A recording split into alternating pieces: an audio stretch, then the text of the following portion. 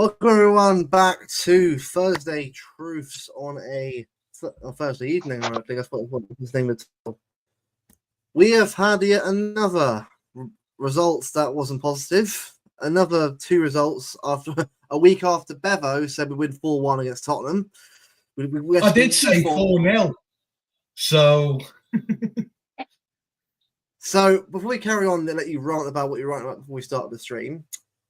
Drew a Feyenoord, we bottled a 3-0 lead at home, and yeah, it's been probably the worst week of the lot of this barren run, really. In terms of results. We just need to call ourselves Arsenal. Well, at least Arsenal's contesting goals right now. Yeah. In other news, Tiki Bergerstein has won the sporting director of the year. Bevo, over to you. What do you think? Nah. That is the biggest shock of 2024 by far. What an absolute joke that is.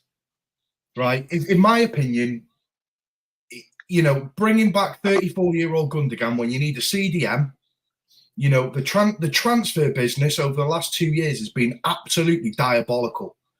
And I know off stream you were saying, it's a parting gift. My parting gift would be to pay off his resignation and get him gone in January.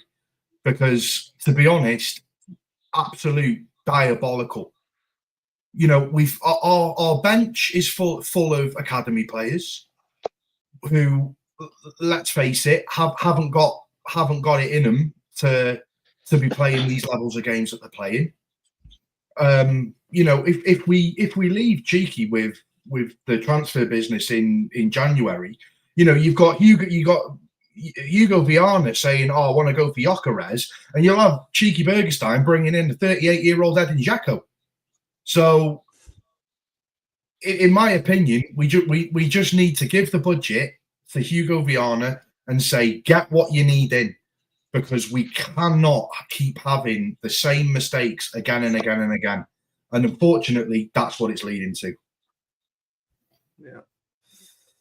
Yeah, Jack, honestly, the way it's going with Ziki, look, they're all right. The guy's done a great job over his right. Yeah, I think, even I have to say, I think it's time for a change. And Ghana's a great change, because I think we need it.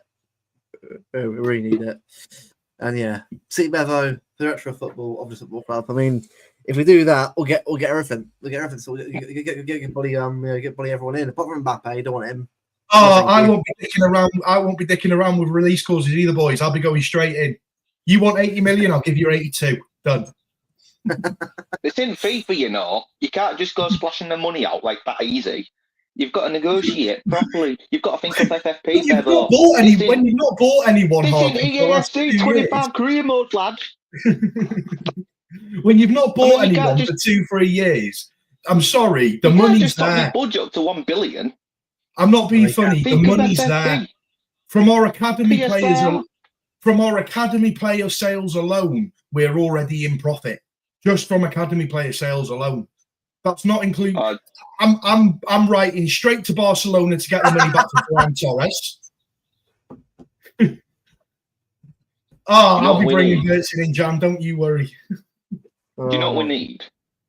We need you as director of football, but we need Martin from Mancunian Way as your advisor. Yeah. You can't do that, Bevo. You can't do that. The thing is, they say we haven't got money. They say we haven't got money. We're the second most profitable club in world football behind Benfica. Or the sales from our academy players alone. If you were to go over since Pep first joined, our sales from academy players is well over $500 million. Just from academy sales. Now you're telling me we ain't got no money. Balance the books out, innit? PSR. We got 700 million the year we won the treble. Have we spent any of it? No. We bought Savinho, we spent 25 million on a Kovacic. We bought Gvardiol for 70 million. We bought, Doku for what? 45, 50 million. What's that? Beginning of this season. I made a post the other day. Since that year we won the treble, we sold Laporte. We didn't replace him. Yeah, you could argue and say, okay, well, we brought in Gvardiol. Gvardiol ain't playing centre-back, so that's not a replacement. We sold Riyad Mahrez and replaced him with Doku. Now, Doku doesn't give anywhere near the same levels of output as what Mahrez did. So that's a downgrade. We sold Julian Alvarez last summer. Did we replace him? No. Did we replace him? No. Every single City fan throughout the summer transfer window was shouting and screaming for a DM. Did we bring anyone in? No. He pissed about with Bruno G for too long. That's the problem. It's too much messing around.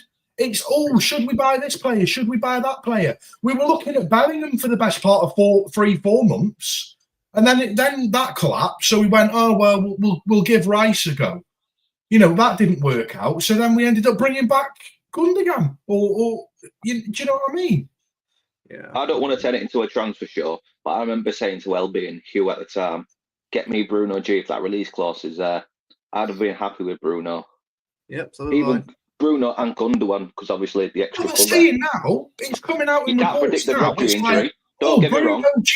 Bruno G's on the short list for 2025. I don't care. I don't care about 2025. We need to fix 2024. Jesus. We need someone in January. We need someone in January who can stable that midfield, because that midfield is an absolute joke. An absolute joke. Gail Clichy came out and said it the other night, and he said it best. He said there is not one person in that dressing room who is vocal enough to stand up and say, this is what's going on, and we need to fight for this, and blah, blah, blah, blah, blah. There's no Rodri in the dressing room. We haven't got that leader in the dressing room, because let's face it, Kev ain't vocal in the dressing room. Let's be honest. He's not. He's not a vocal kind of player. Diaz would be though. Diaz would be. Diaz would have been, yeah. But when Diaz ain't on the pitch, mate, what's he doing? I know. You bring on Kevin De Bruyne, and Kevin De Bruyne is saying to all the players, you need to go that way, you need to go that way. They're clueless. They haven't got a clue where they're supposed to be playing or what they're doing. Oh, mate, honestly. Yeah. Do you know how embarrassing that is? To see Kevin De Bruyne come on the pitch and he's like, you need to go over there. You need to go over there. Like, what are you doing? And the thing is, we were talking off stream, yeah? Dicking around with it in the defence at the back line. You've got Akanji playing the ball to Gvardiol, who's trying to do a looped pass over the top of a striker's head and ultimately ends up giving it to him. Put it in Rosette. Put it out for a corner. Send it back down at their keeper's way, because it's better being down at their end than it is down at ours. When in doubt, management is piss poor. I'm sorry, it's a joke. And anyway, also, by the way, right, we're one Haaland injury away from being screwed, by the way, to the goals. We are. Because Danny here says perfectly. The goals are midfield around enough. The rest of this team. Our wingers have scored 1 goal in the league between them. How? I just wonder, is it just going to be calm, or is it going to be more panic? Like Bevo said, your game management. That's what it's all about. That's one thing you used to be good at. Game management. It used to be our thing. Game management, manage the game, scrap it out, get the game done. Do you remember back in the day, was it in 17-18 at Old Trafford? That year of the treble is the best game management year I've ever seen. Defensively. Yeah. When the ball was going back to the defenders, if in doubt, hoof it out. Put it into Rosette, reset the game, reset your formation. That's just because I'm sorry, that formation went for their third goal. What were we doing? That's the fundamentals of any game. Football, rugby, just game management. I mean, you're 3-0 up, yeah. It's just, as Fabian Del said, the basics of football. That's what you want to do, just the basics. Just complete your passes, get it around your team, draw in the players, win fouls, concede fouls, whatever. You've just got to do the basics right. Don't panic. Don't put yourself under pressure and then drop yourself in shit. Because I said it to Jack. I said, how can you switch off 15 minutes and you're 3-0 up? That's what I didn't get, because I didn't see the 15-minute collapse. But if you concede a goal, so be it. But you just stay calm. Leader or not, you're professionals. You're paid big money. It's just about one goal. Let's remain focused, and we just do the basics right. Complete passes, drawing fouls, time waste, whatever you want to call it. Especially when you're on a 5-losing run. The last thing you want to do is ultimately what happened with a 3-3. As a defender, right? When I saw that high line in the 90th minute, my head went. Do you think we'd have had a high line if we had Ruben Diaz in there? Not a chance. No. Because you know what? One thing, right? I learned from defensive coaches when I was doing football, right? They always told me, because I was more the vice captain of my team more than the captain, but I would still have my responsibility as the main defender to sort the back line out. And they always told me, make sure that line follows you. You are the one in control of that line. Don't let it get out of hand. That defense, Akanji was the senior defender in that defense, and he had no control of the defense whatsoever.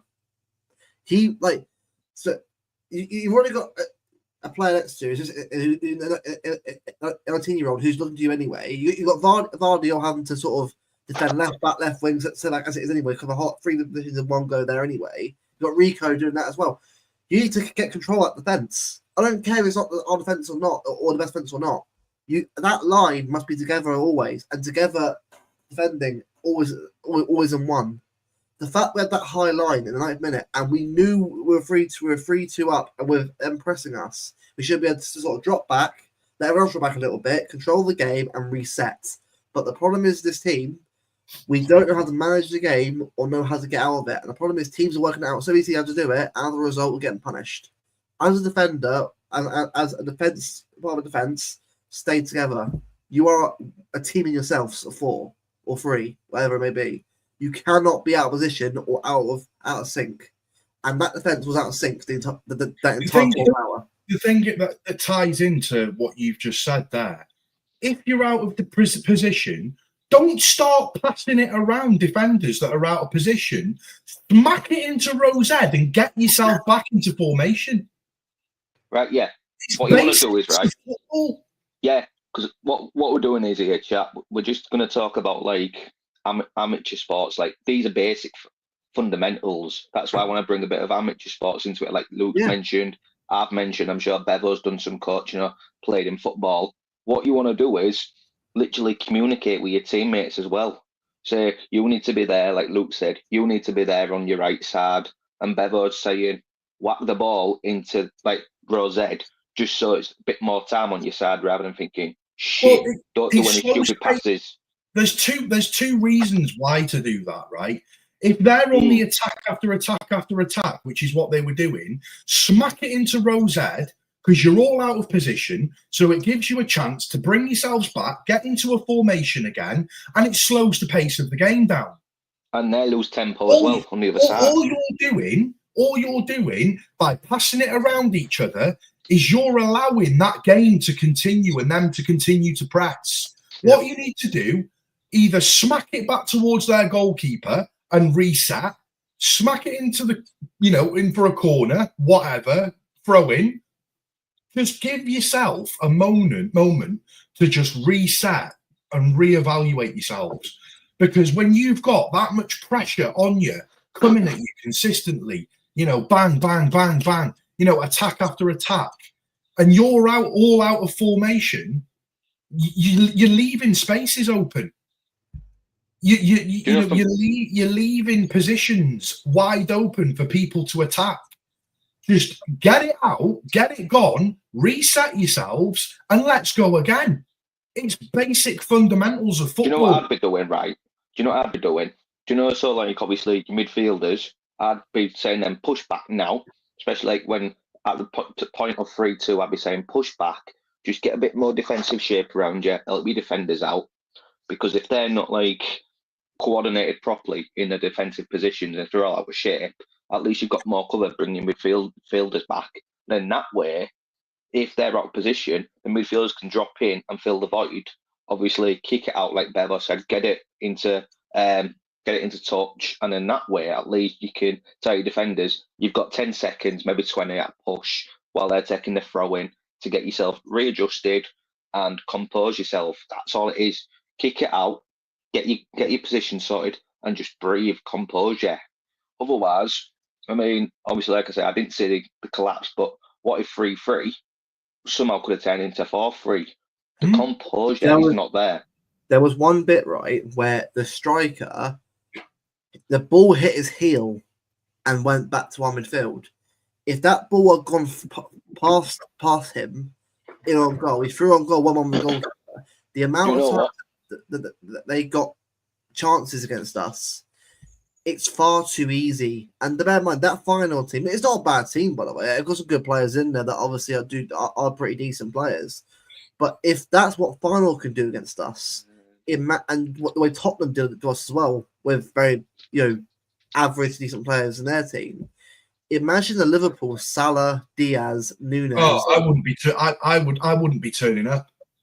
If it was my decision now, right? I would rather not turn up to Anfield, just take the 3-0 loss, and just move on to the next game. Right. I'm just watching the highlights now. Yeah. Mm-hmm. So let's have a look. Tactical break. The third goal. We're 3-0 up. No, because I ain't seen the highlights. Yeah. So what's Gvardiol doing there on the first goal, and then obviously the Vineyard play's got round Edison. I wish we had the Sky Sports like big panel like thing. We're almost together there. Right. Since I'm watching the goals, what I've just seen is Gvardiol kicks it back, and let's have a look who he plays it to. Is that Akanji? Yeah, it is. Right. So is this 3-1? Yeah, that stupid back pass. Why is Gvardiol doing that when he should be literally just passing it forward? Why does it go back to Edison? This is what I'm saying. Smack it into Rosette and reset yourselves. What, the pitch? If in doubt, even Bevo. Yeah, even Bevo. Just a small pass. Why is it a chip over the top backwards? It's trying to be clever. Pass. It's trying to be clever. Stop messing around with it at your back. Sam's on his side. Sam's on his side. I'm watching it now, and I don't know that midfield player is there, but he's got time to do a 360, pass it to midfield, but instead we'll go backwards. Another thing that I want to bring up as well, right? Yeah, go on. For the third goal, when you've got Edison running out towards midfield, I'll get to try and get that ball away. I'll tell you something now, right? A goal, because I used to play in goal. The only reason your goalkeeper would ever do that is because your goalkeeper isn't confident in the defense that's in front of you. Yeah. But to the point where he feels like he's got to come out and try and resolve it himself. Right. Brigzy, right. So going back to it, right. Now I know there were two players trying to close Gvardiol down there, right? But he's still had a chance to pass back to Edison. He still passed back to Edison there. If he just kicked it a bit. But the way he hit that in the air and the way it floated in the air, that is the worst pass. Like, again, if Akanji's near him, I get it clear. But keep it on the ground.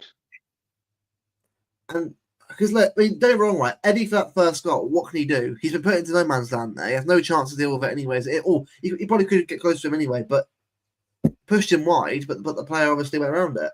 But it's just like the way that goal happened was out of nowhere and was unnecessary. There was no reflex.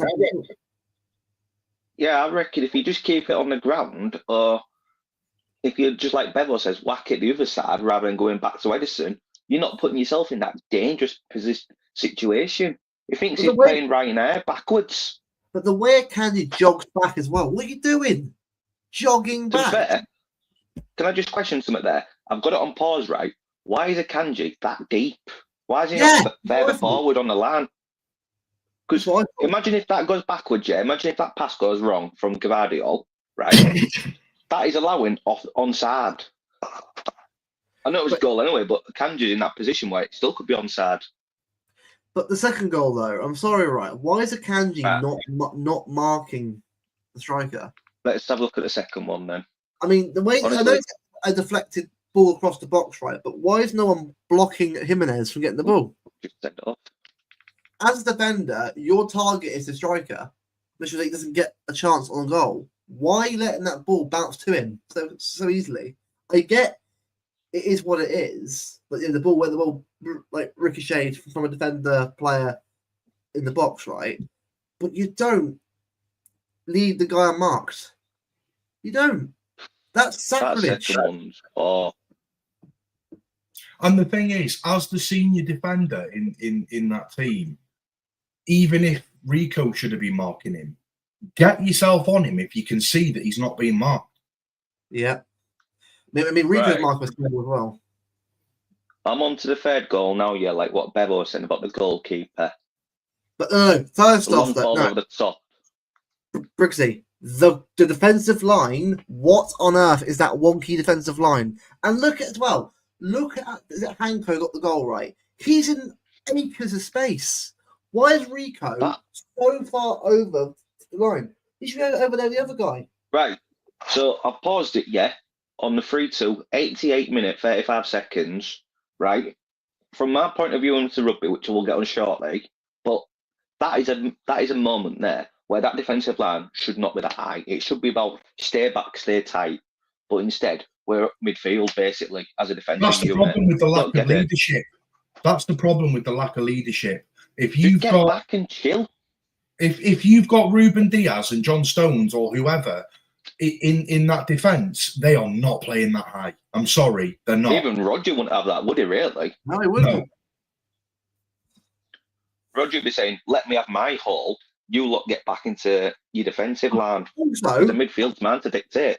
I'm sorry, Akanji is at left back. He's a centre back. What is he doing over there? And to be fair, look at him. Look, I'm looking at it now, yeah. He's watching the play. He's not watching his runner, that 29. And this is what I'm saying. When you've got players coming out of position and they're caught out of position and they're leaving gaps, get the ball into row Z and get yourself back in position. It's fundamentals of football. That is the basic requirement. That's what I mean. If you can see yourselves getting opened up, I can relate to that with rugby. Yeah, if you can see yourself getting opened up, get the ball into row Z and get yourself back into position, because then it slows the pace of the game down and it forces them to restart again. And then as soon as that long ball's played over the top, they're all like chasing back because they've been caught off guard because of that far up. Exactly. Get the ball out, even if it's for a throw. Even if it's for a throw, anything. All right then. So I'm on the bit where Edison's running out, yeah, because he's the only one that can chase that ball. What was you saying about that then, Bevo, about Edison? So what I was saying about that one is when your goalkeeper feels like he's got to come out to as far as what he did to try and clear the ball away, that shows to me that he's got absolutely no confidence in his defence that's in front of him to be able to deal with that situation. If you're a goalkeeper, right, your number one priority is to make sure that you keep your goal protected.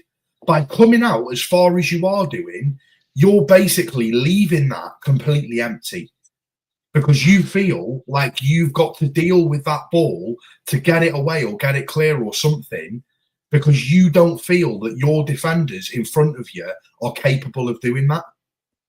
Because I've paused it, like I say, on the ball over the top, and the closest player to Edison is Rico, but he's more central, whereas the ball's getting played on my right. So there's no one there.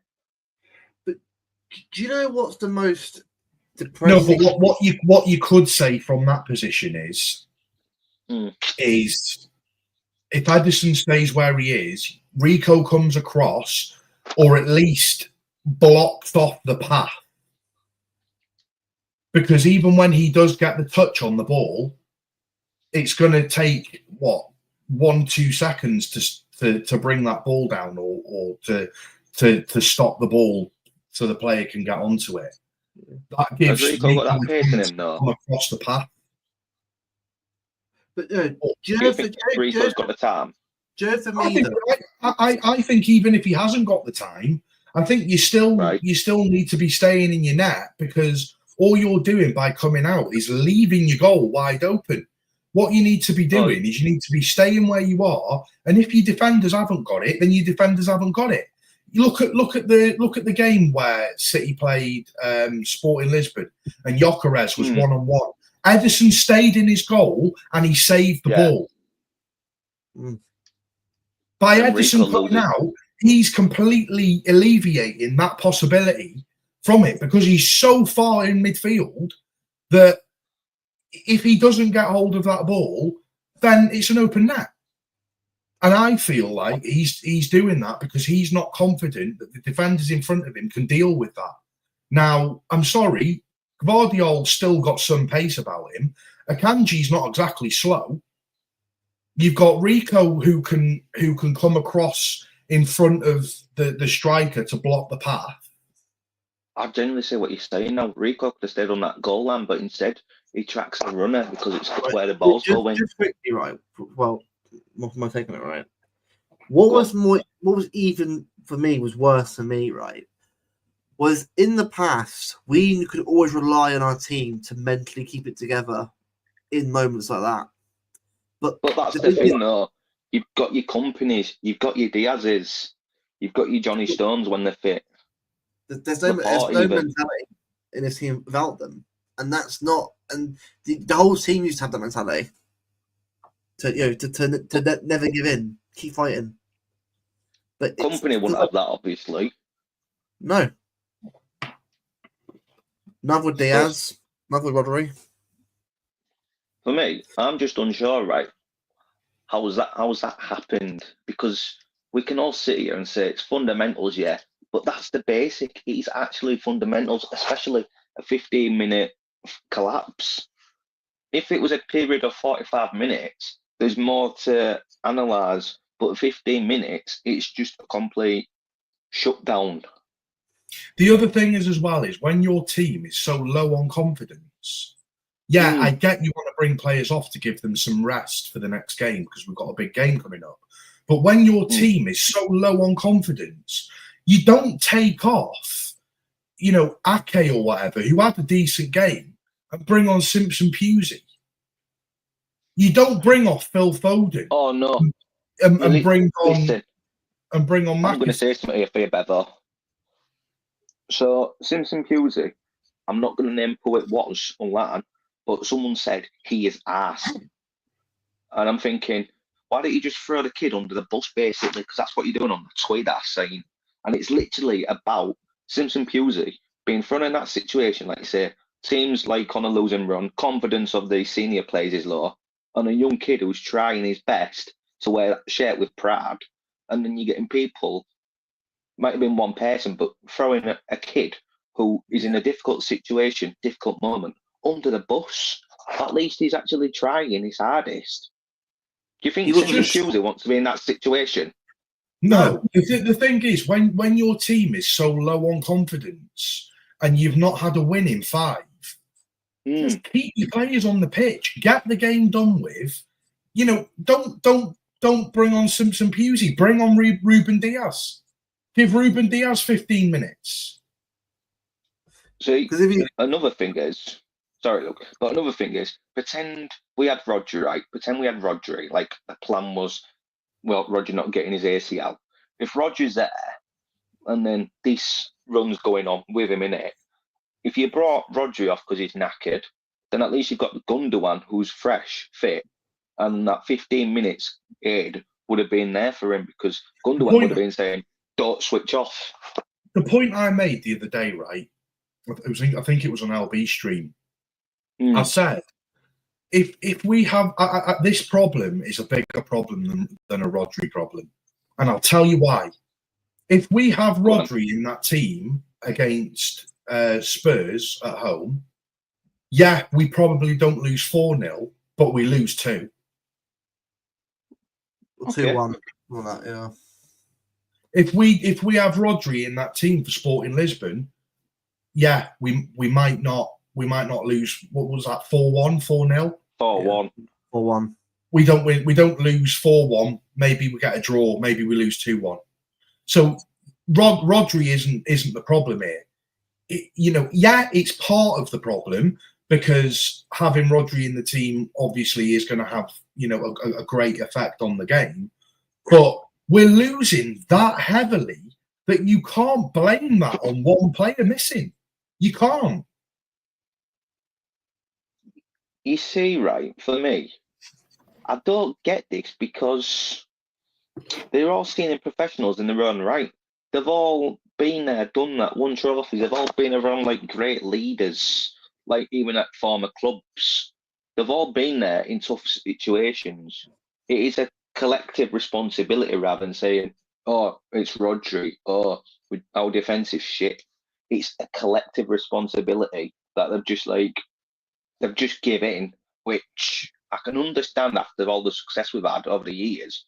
But you fight till the end, whether it's like you're 3-0 down, you're 3-0 up. You don't give in. You've got to keep going because you're representing yourself, your teammates, your manager, and the fans.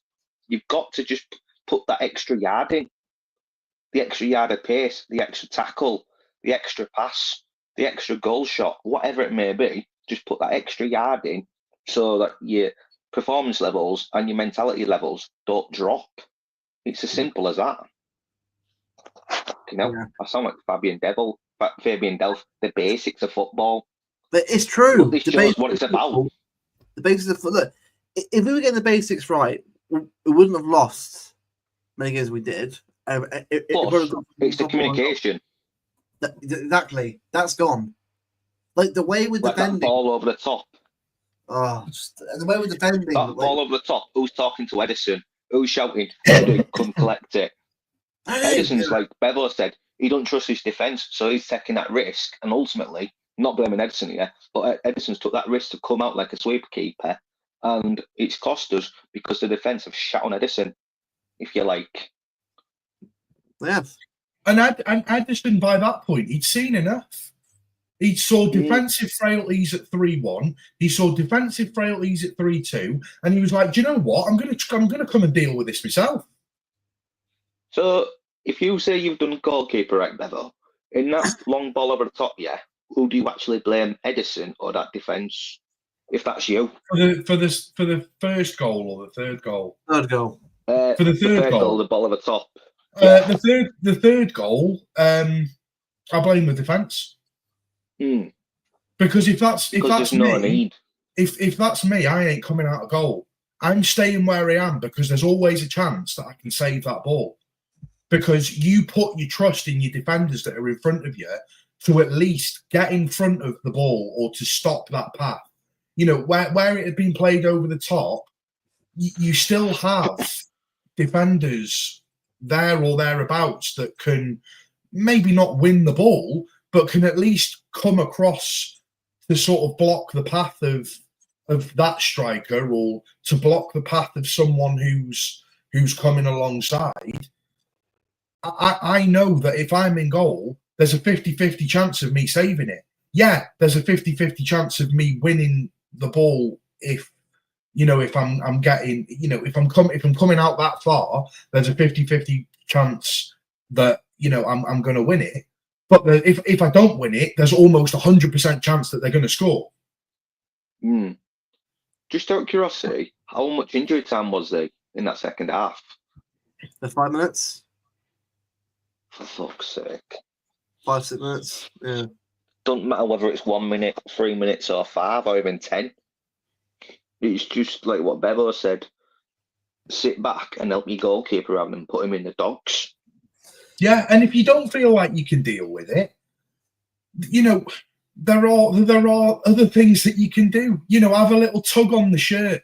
You might get a tactical yellow for it, but you're stopping you're stopping a chance. Challenge, the extra tackle, the the extra pull on the shirt, extra foul. It all counts. Yeah, I want to see these players actually going into a game and look like they're giving it everything. You know, if they feel like it's a 50-50 challenge, I want to see them thinking there's a 75% chance here that I'm going to get the ball. Leave a bit on them. Give a bit. Let them know that you're there. Because all it is at the moment is fairy football. It's passing the ball around, doing these pristine little touches. You know, you look at Rico, and I'm not blaming Rico for anything because you know he's still a young lad. You know, the same as I don't put any pressure on any young lads. But the thing is, he makes 100 short passes in a game, but doesn't really do much else other than that. No. Defensively, he doesn't offer much. Going forward, he doesn't really offer much. But give him the ball and he can make a few, you know, he can make 30, 40 short passes and, you know, he can turn a player or whatever, fine. But we need more than that. That isn't going to win us games. If you can make 20, 30 short passes, great. But that ain't going to win us a game. You need somebody who's willing to... You need somebody who's willing to lose that ball in trying to make an effort for the attackers, like a Kevin De Bruyne. Yeah, like a Kevin De Bruyne, like we've seen Kovacic do this season, like we've seen Nunes do this season against West Ham. Just play that ball, and if it doesn't go anywhere, it doesn't go anywhere. You're trying. What I'm seeing is sideways passes, backwards passes. But I'm not even seeing it with confidence now. I'm seeing it with, oh shit, well, we might lose the ball if we do this. Also, as well, Bernardo Silva. Oh dear. Sorry, I just want to add something. Last 2 seasons, he's been poor.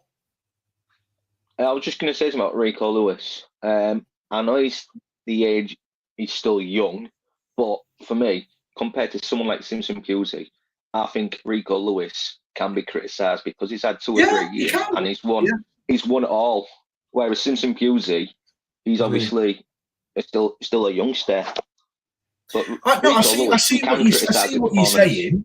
I see what you're saying. But we still have to remember that Rico's 19, and there is still some levels of a lack of kind of knowledge from someone that's like a bit of an older player. You know, you bring on Kevin De Bruyne or someone like that, he's got the experience, he's got the knowledge. You know, if Kevin De Bruyne is playing poor, I'll call it as it is. I'll call a spade a spade.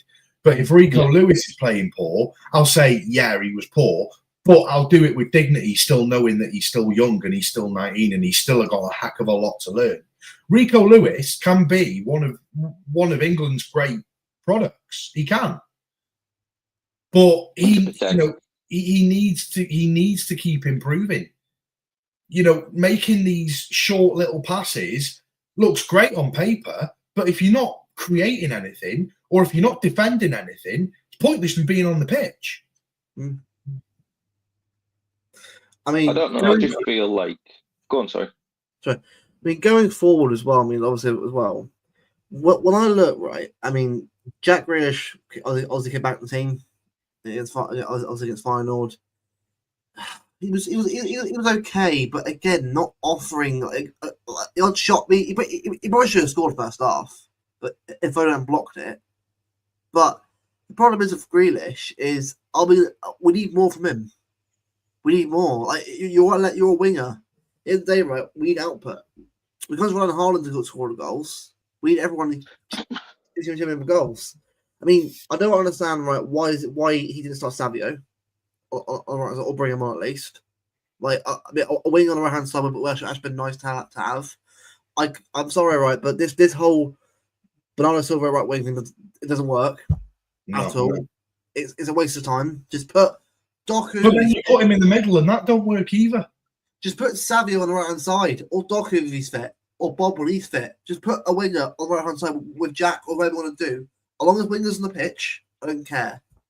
I mean, Foden was anonymous anyway. I mean, apparently he played well, but I wouldn't. Not really. Not what I saw. Foden's last resort for the wing. Yeah, But even so, I watched Foden that whole game, right? Yeah, he had a couple of shots and that, but still, level's nowhere near right now for him. Long way off. I am genuinely worried for the game against Liverpool the weekend.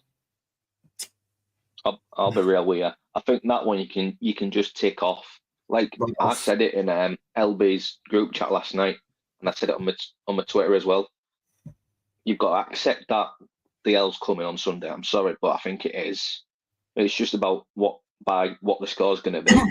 But I think a draw, though. If you wanted to, right? I'd stick a bet on Man City to win, because imagine the odds. I know we're probably like in reality we should be favourites, but at the minute Liverpool are probably going to be clear favourites. Now imagine if City won, we've got 3 points, and you've got cash in your back pocket. The odds will be in favour of Liverpool. Yeah. I think a minute, I'll let you know. This is when Bevo wins big and like last minute winner on Sunday. Like, Bet Bev. Bet Bev. Like fucking crazy. To be honest with you, I fancy Liverpool's odds. What? I do. I'd rather stick a tenner on Liverpool. I'd rather stick a tenner on Liverpool than a tenner on City. After Liverpool have been clear and we're shit, especially the way Liverpool played last night against Madrid. The odds on Liverpool winning, right, are 11 to 10. Yeah. You stick a tenner on, you get 21 back. You double your money. What's City saying? Oh, City are 9 to 4. Never happening. You stick a tenner on City, it pays £32.50. Nice. I'm playing the safe bet and doubling my money. I thought it'd be clear Liverpool win on the bookies. I like the 11 to 10. Fair play then, but just thought their odds would be a bit more stacked in their favour. Oh yeah, I'd have said maybe like, I don't know, put 8 on, get 4 back or something. But the thing is, I am going to say this quickly. Right, all the recent form that we've had, the 5 losses, the collapse the other night, Liverpool slamming it in the Prem, slamming it in Champions League. I know this can sound stupid, but it doesn't always work that way, does it? What if there's some magical formula that Liverpool just get a bit ahead of themselves, especially after Madrid, that the mental strength has gone, they're tired out, whereas we know we have to come back, especially after that 3-0 collapse. And before you know it, I know. I watched that Liverpool game last night, and they were so comfortable. They were good, but I'm saying they were so comfortable. Yeah. It might have got them. Like they, if I'm being honest, it didn't look like they got out of third gear. No, but bear in mind, right? Madrid were terrible.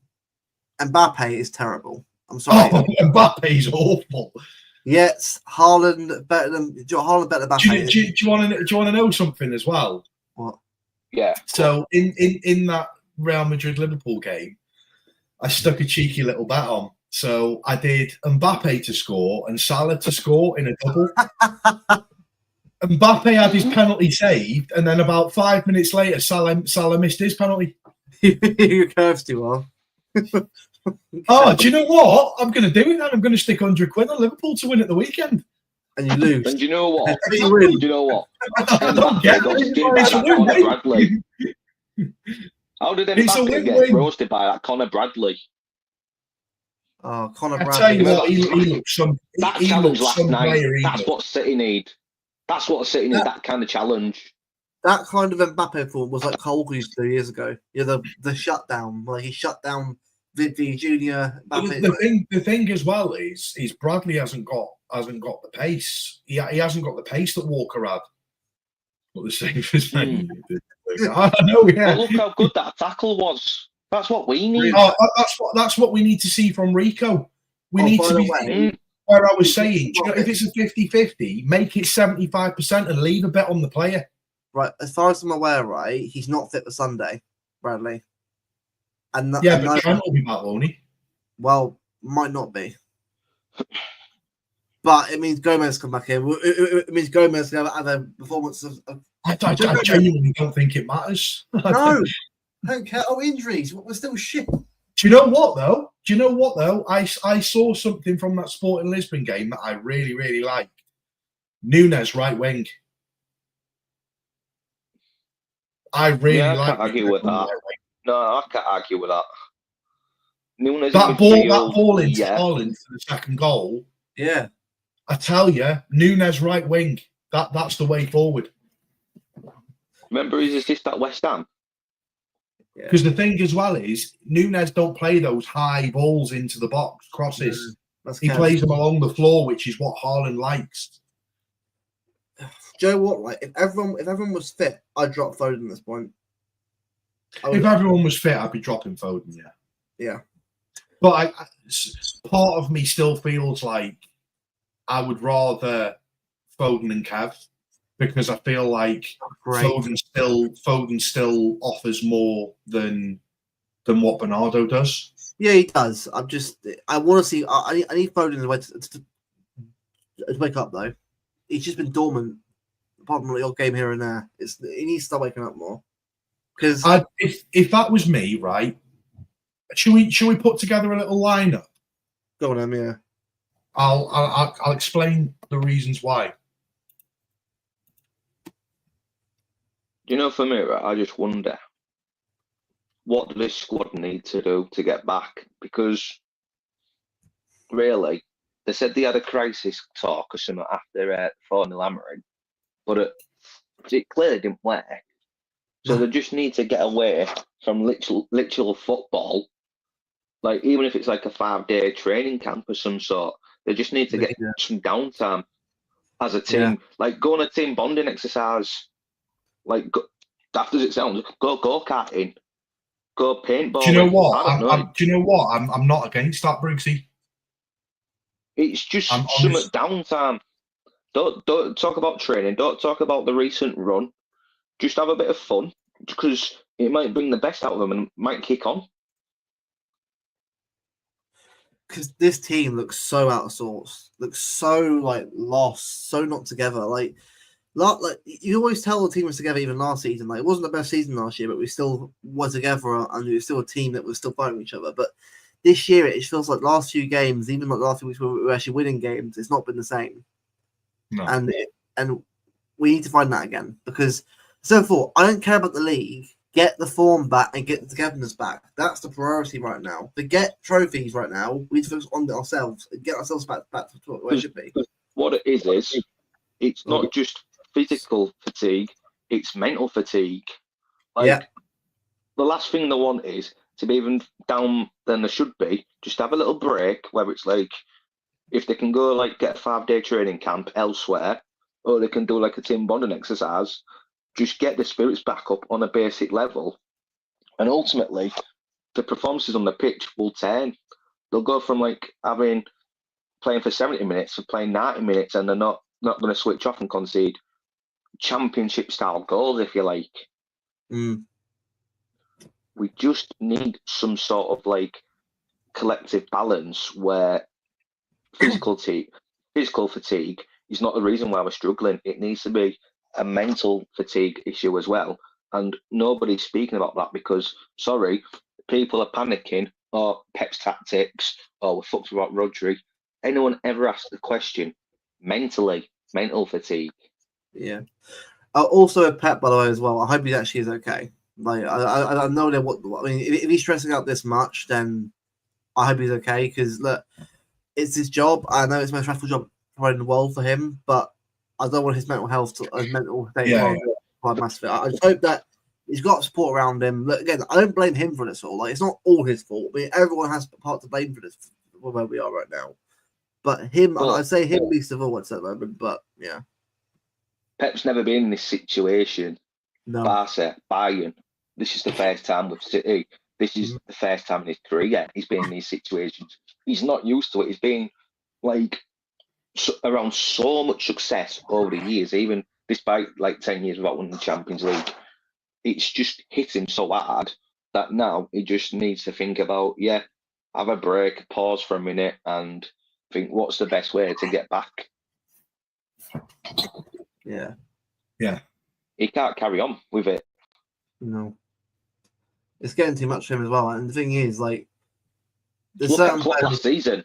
Yeah, well, that's what I mean. Klopp last year had enough, didn't he? Like, we could all say Pep's worn out, and some people might say, and we've probably all seen this on Twitter, the three of us, some people probably said, oh, Pep's made a mistake signing a 2-year deal. Pep should have signed a 1-year deal. And the scars on his face, the scratches on his face the other night, it's all right saying all that, yeah. But look at Klopp's body language. Now look at Pep's. There's similarities between Klopp and Pep. Klopp was banging on. He's worn out. Pep's now got all the scratches on his head, and was it a cut on his nose there? Brigzy, it wouldn't surprise me if he leaves early. No, right. Realistically, I genuinely don't think he would. I don't think he'd walk. No, but he's got a 2-year deal. He's committed. He's been committed ever since he was like at Barcelona, fulfilling his contract. Same way with Klopp. The only reason why Klopp left mid-season was because he wanted to end the contracts at the right time rather than settle down in negotiations like Pep's done now. Pep will commit that 2 years coming up, but Klopp only did it. He only pulled the trigger. Was it in January because he wanted to leave in May rather than put Liverpool in the dog shit? Yeah. Pep wouldn't do that either. If Pep said tomorrow, I'm resigning, then on top of our current form, there's a whole problems of contracts, the manager situation. Pep wouldn't do that. He'd play out full commitment. Yeah. Pep's a humble guy.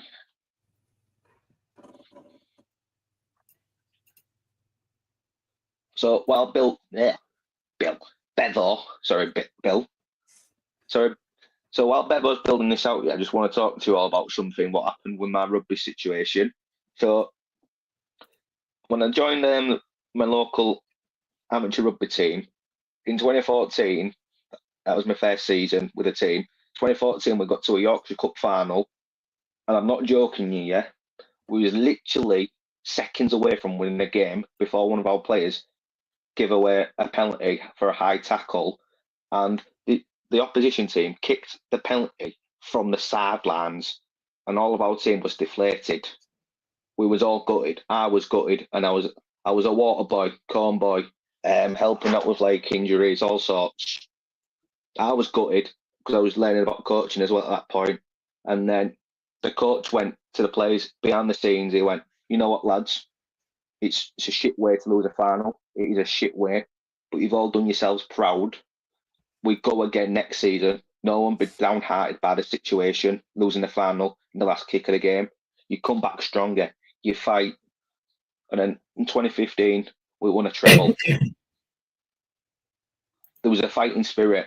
Everyone was laughing at us saying that West Hull team's lost the game in the last second, the last kick of the game. We didn't care. We didn't. We came back stronger.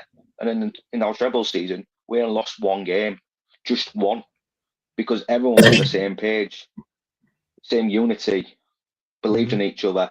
That's what Man City need to do now.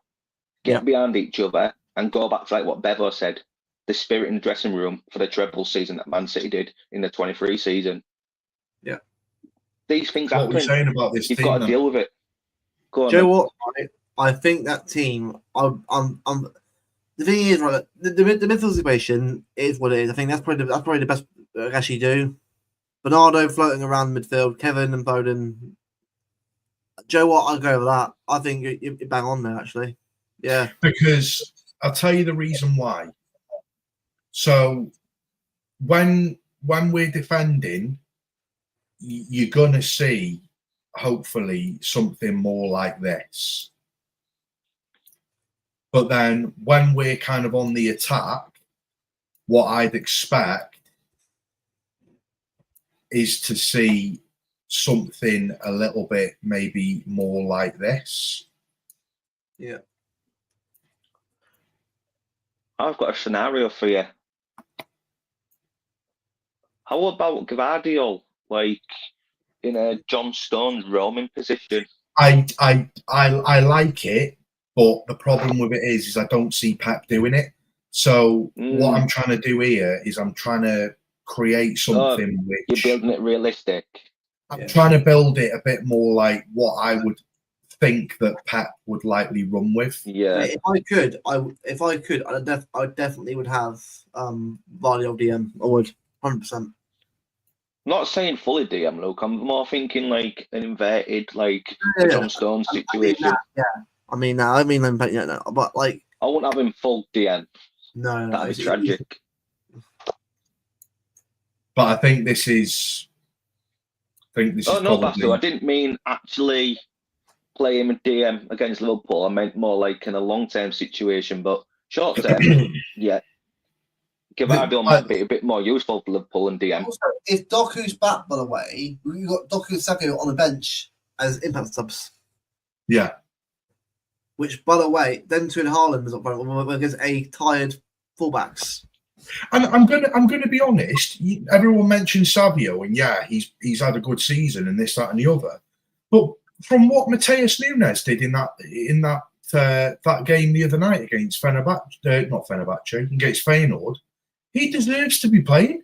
Again, I agree. I'm just saying off the bench in this game. Yeah. No, what I'm saying is, that there are people that say, oh, I'd be starting Savio and this, that, and the other. And yeah, maybe if Nunes wasn't performing as well as he was, then yeah, I'd probably say start Savio. But the thing is, Nunes was the only player on the pitch the other day for City who actually looked like he cared. If I'm being honest, Haaland cared. Oh no, Haaland did care, but I'm on about like he was one of the only players that for the full 90 minutes actually put a shift in. He tried to win. He tried to win every tackle. He tried to create. He looked like he was up for it. Now, when you've got a player that's like that and doing the best that they can, and is performing quite well, to be fair to him, I'd be playing him. I'm gonna make a switch on your lineup there. Yeah, I'm gonna say, listen to this. Put someone with pace on Grealish's wing, because I think Grealish would be a lot better as the impact sub when, like, imagine if it's like still drawing. I think he'd be more like a control player. Do you know the reason? Do you know the reason why I put Grealish in? Go on. He doesn't create goals or assists, but what he does do is he draws a lot of fouls and he slows the pace of the game down. So that's why I think he'd be more useful as the sub. If you've got Liverpool hitting us on the, because I genuinely believe that Liverpool are going to start fast and quickly. I think they're going to try and hit us for a goal in the first 5 minutes of the game. I feel like having Grealish on that wing to cause a little bit of havoc, he'll draw a few fouls, slow the pace of the game down. He'll cut inside and pass it back and just generally slow the pace of the game down. And I kind of feel like that's what we need at Anfield. Anfield, when we go to Anfield, Liverpool are going to be coming at us thick and fast, and it's going to be attack after attack after attack. I feel like having Grealish in that side to draw a couple of fouls, slow the pace of the game down, get the ball, maybe dribble with it, pass it back, it'll kind of ruin their momentum a little bit. It's a fair point. And then what I feel is like if you bring Savio on as an impact sub, I feel like Savio could then come on and create something towards the end of the game if we manage to stay in the game through slowing the pace of the game down. Yeah, no. Potentially, but when I look at it, I think the problems come in the second half more than the first at the minute. Whereas if you had the Grealish then coming off the bench, then at least it's more control, then, isn't it? I know. I see what you're saying. I just kind of feel like we're playing shit. We're playing Anfield away. The crowd's going to be up for it. I just feel like they're going to come at us from minute one. I feel like as soon as the ball is kicked off, within the first 5 to 10 minutes, they're gonna have a chance. Seeing this coming here, Luke, from Ahmed. Ahmed, I tell you what would you do then? What is your alternative to what's Yeah, available? let's see what he would do with the players that we've got available. And if because you can't do your lineup in the actual system that Bevo's done, let us know the formation in the chat as well. Yeah, Give me a fair shout. Yeah. Let's get Bobby back from injury. Yeah, let's give him ACL. Sabotti makes a really, really good point as well, which is something that I didn't even touch on. I kind of feel like with Grealish, he offers more defensively. He does actually, yeah. He does. He does. And when you've got Salah down that wing, having Grealish and Guardiola and potentially even Ake all on him, I kind of feel like that alleviates that problem. And Salah is probably one of the biggest problems that we've got when we're coming to face Liverpool. Oh yeah, 100%. Because again, like that, Guardiola against Salah will be a good one to watch. It'll be a good fight to watch. I mean, look, I know he's terrible against finals, right? But the guy isn't a terrible player. He's just one being played every game right now. He's burnt out to hell as it is anyway. Two, yeah, making mistakes, but again, I'm much better. Someone to him like Diaz gives him a little bit of composure, a little bit of someone to feed off of. Again, I'm not saying he doesn't say criticism. I'm just saying that there are reasons for him, the way he is. If you look at him, he looks knackered. Hold on. Eddie, Kenji Diaz, Vodio, okay. Gundo, Nunes, De Bruyne, Savio, Grealish, Haaland. Gundogan, Anfield. So Nunes in the mid. He's swapping Gundogan out with Bernardo Silva. Mm-hmm. Yeah, he's probably got Nunes in the mids, whereas you've got him on the wing on yours. Savio for Foden. Oh, okay. And Savio for Foden. So let's be real. How is that a terrible lineup? You've only made 2 changes. I think it's more the formation. If Ahmed, put your formation in, just see if it matches up from Bevo's, but it's exactly the same. This, by the way, Jack was brilliant in Liverpool at home. Yeah, he was. You remember his goal? Great goal. Yeah, I know Guardiola isn't good at left back, but I'm doing a formation on what I think Pep's going to do, and I think Pep's going to play Guardiola at left back. I'm just thinking if we can get out less than a 3-0, right? You're going to have to accept it because the state we're in and the way Liverpool are cracking at the minute, it's a reality. It's a foregone conclusion.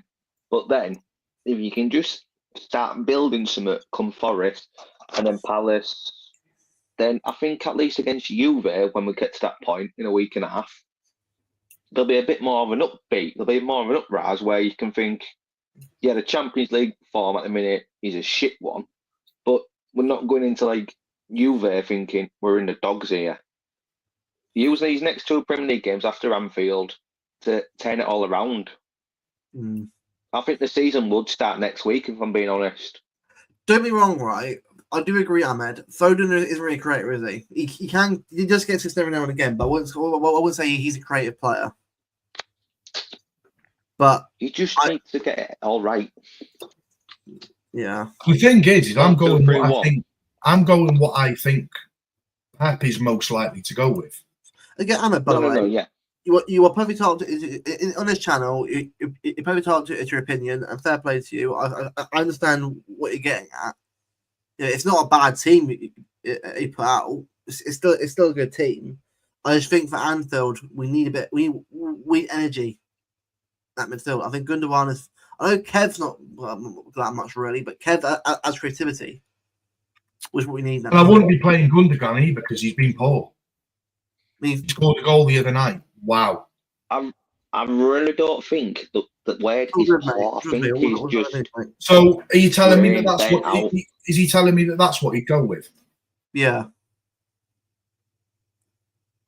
I mean, look, I kind of get where he's coming from, but it's kind of like I think for me personally, it's not what I would go with. Look, but mate, it's your opinions. it's your opinion, mate. And fair play. Yeah, no, but the thing is there's absolutely no need to be going over the top saying it was an absolute.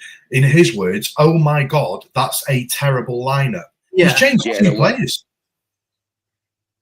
He's literally changed two players. It's identical. The only difference is he's moved Guardiola into centre back, which, to be honest, personally, that's what I would do as well. But Pep ain't going to do that. That's his natural place, isn't it? His natural place is centre back. No, his natural place is centre back. But the thing is, he's been playing out left back for the entirety of the season. The reality is left back. He's personally, I would put him as a centre back alongside Diaz. But Pep ain't going to do that. By the way, Alan, I do agree with you. He has been very poor. He has been. Facts. He has been very poor. And Savio, the thing is Savio, look, I mean, I said before about the goals thing. It will come at some point. It will. I'm confident he will score goals at his team. But Foden, I do agree. He hasn't been. He hasn't been good at all. But I don't know. Like, I don't know about you two, right? Do you know what it is with Foden? I'm going to drop the bomb on you here. Foden, outstanding season last season, as we all know. Premier League Player of the Year. Tell you what killed him off was the Euros. If Southgate played him in his natural position, that form, that momentum would have been carrying on. And then when he did play Foden in his right position in that one game against, or was it the quarter-final game for England? It didn't click. Yeah. It didn't click because he hadn't got used to being back in that central role after being sponged off on the wing by Southgate. Your form can only carry on where you're in a stable position. Yeah, no, I agree. Look, we've also got to think about come the weekend. We need to have some pace in that in centre back as well. We need, because the problem that we've got, right, is you've got Núñez coming through the middle that's got pure pace. Ruben Diaz is pretty slow. If we play that high line, we're finished. Yeah, then you're going to get bent.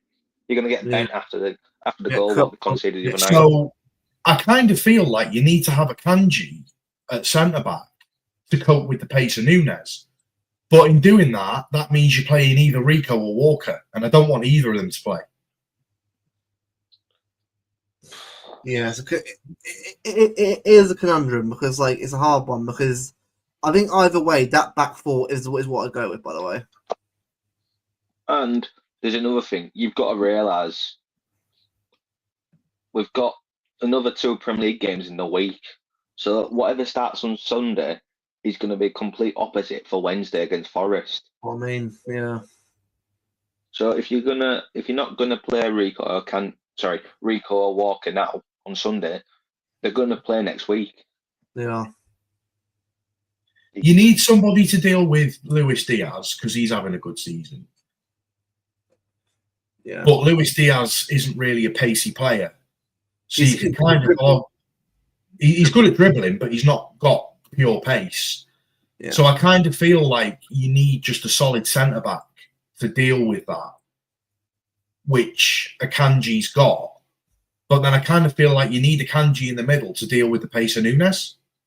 Yeah, I know what you mean. It's the thing is, right, Pep's got to make sure, either way, right, if Cole Walker starts, then no. Like, Diaz against Kyle Walker is over.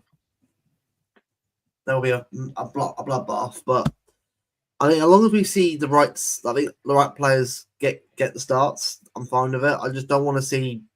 The other thing that you've got to take note of as well is if Kyle Walker is fit, he will play. He's the club captain. Yeah, well, that doesn't mean automatically he's got to play. You've got to earn your right. No, you're right. Mm. You're right. You're telling me, I know they've all been shit. But you're telling me Kyle Walker, just because he's got the armband, he automatically walks into 11 if he was 100%. But then the other side of it is, yeah, Walker's made mistakes this season. But so's Guardiola. So's Akanji. Yeah, I know, but I think Walker's been more at fault, in my opinion.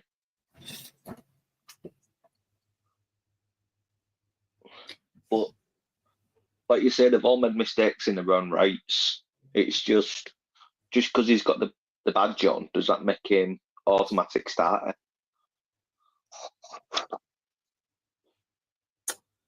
This one, it's a tricky one because I can see why Ahmed's gone with this team.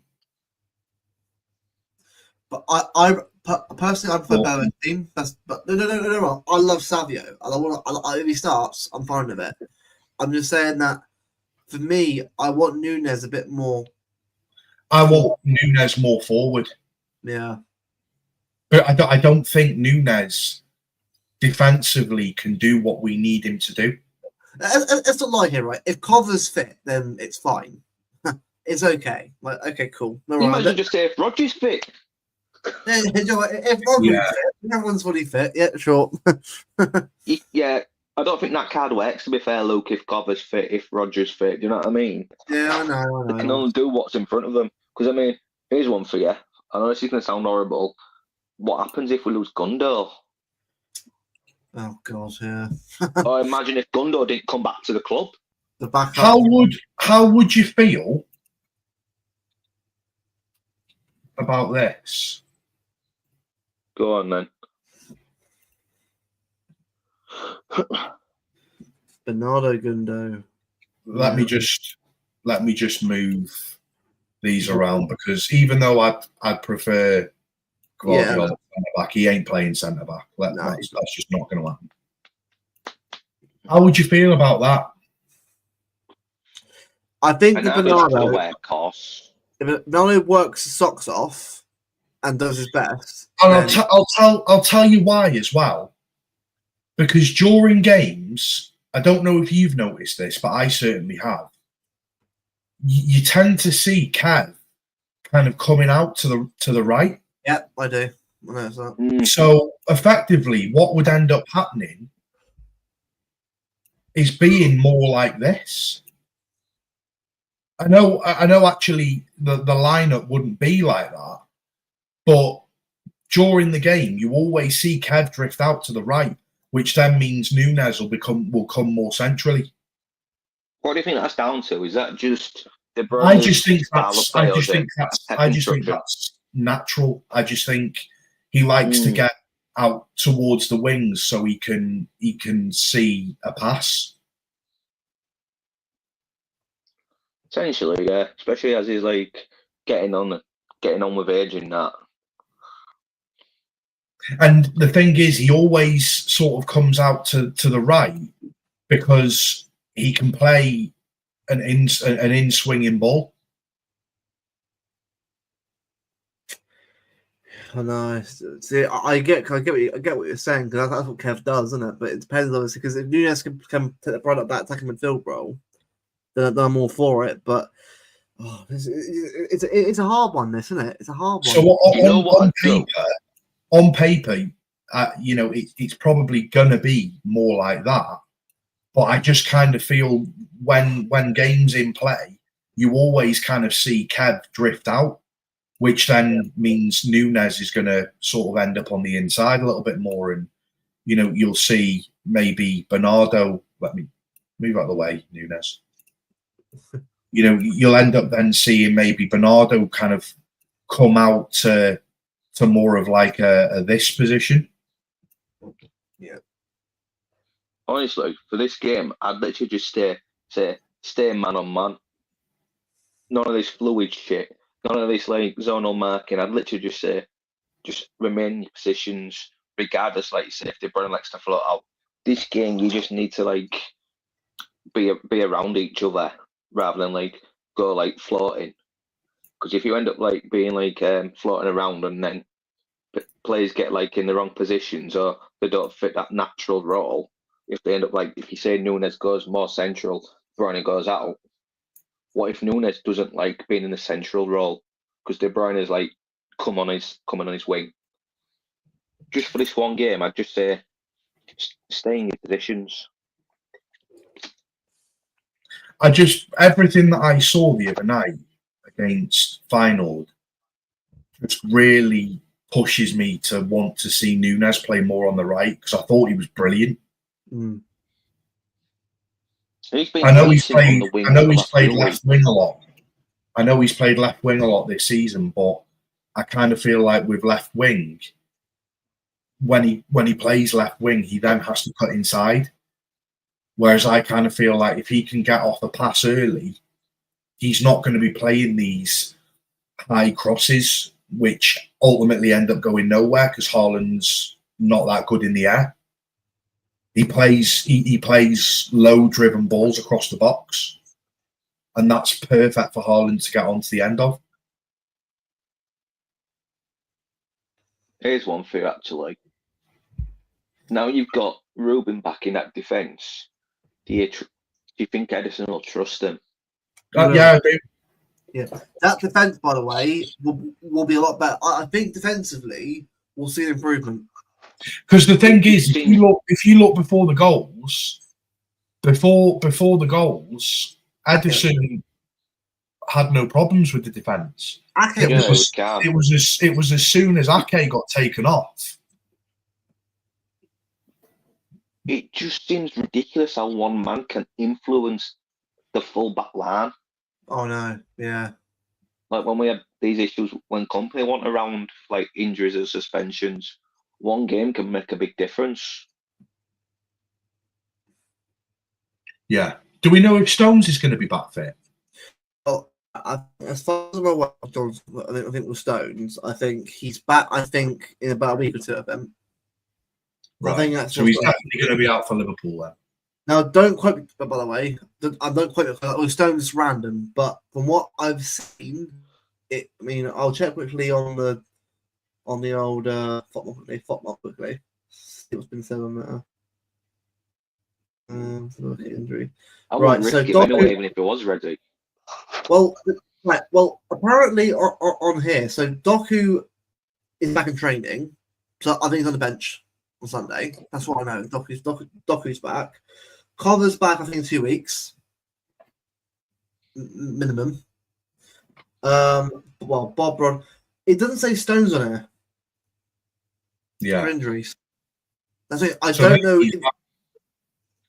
Huh? Stick a tenner on his training. I think he's training. Well, in that case, then, if Stones is back, right, there you go. Right, okay. If Stones is back, what I want to see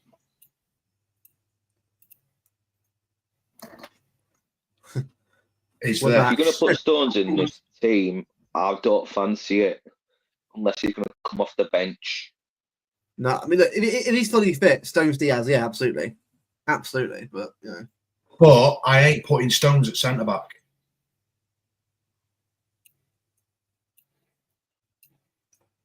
Right mid. The fuck is It depends if he's fully fit or not. Because if he's training, does that mean he's fully fit, or does that mean he's just getting back into the swing of things? Well, the thing is, it's not like he's not really been out of the swing of things because he's only been injured for like a week. Yeah, but you know what he's like? His legs are biscuits. He is. But if I'm honest, I'd be risking him against probably one of the biggest games of the season. No, but what I'm saying is, Bevo, that 1 week for John Stones will feel like a full year in his body. Because what you're more inclined to see then is on the attack. See more of this. Yeah, I know what you mean. They're wrong. That would work brilliantly. That would work. But the reason is right. The reason I'd be playing John Stones at right back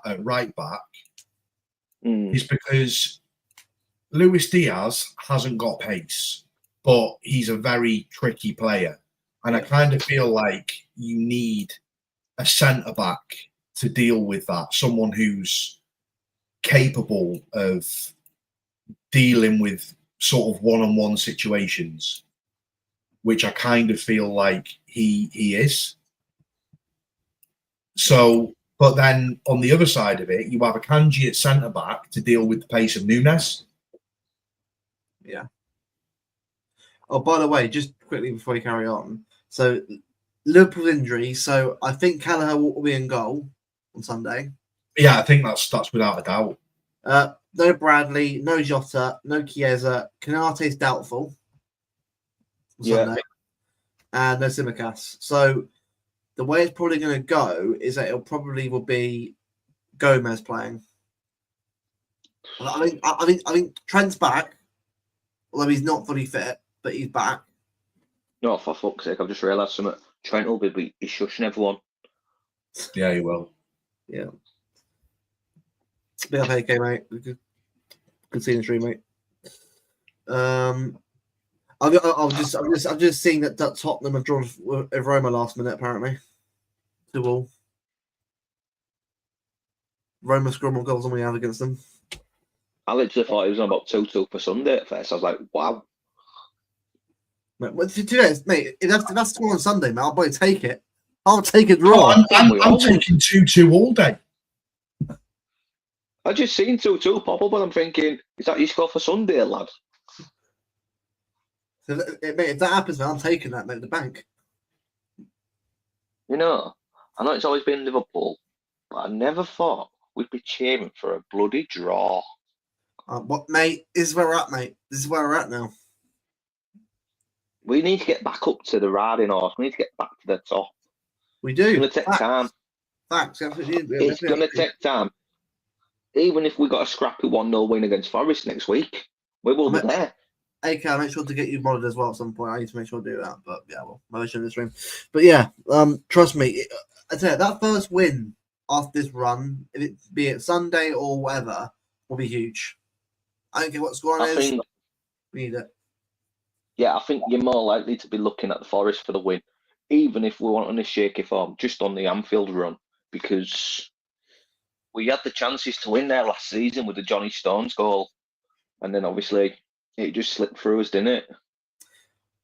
Yeah, right. So I think, if I'm right, I think United won their game tonight against Bodo Glimt.